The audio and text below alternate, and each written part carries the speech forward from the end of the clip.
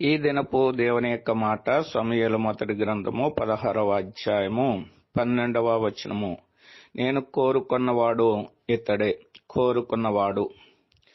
ఆ దినాల్లో దావీదును దేవుడు కోరుకున్నాడు. ఎందుకంటే ఇశ్రాయేలు మీద రాజుగా ఉండడానికి దేవుడు తనను ఎందుకైతే కోరికను ఏర్పరిచినాడో దాంట్లో దావీదు నమ్మకంగా ఉండి దేవుని యొక్క సంపూర్ణమైన ఆశీర్వాదం పొందినటువంటి వాడుగా ఉన్నాడు.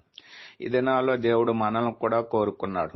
దేని కొరకంటే దేవుడు యందు భయభక్తులు కలిగి ఆయన త్రోవల్లో మనము నమ్మకంగా నడుస్తామని మనల్ని కూడా దేవుడు కోరుకున్నటువంటి వాడుగా ఉన్నాడు. కాబట్టి మనము కూడా దేవుడు మనల్ని కోరుకున్నాడు కాబట్టి ఆయన యొక్క మాట విని ఆయన ఆజ్ఞలను అనుసరించి ఆయన మార్గాల్లో నడిస్తే గనక మనల్ని కూడా దేవుడు సంపూర్ణంగా ఆశీర్వదించేటటువంటి వాడుగా ఉన్నాడు.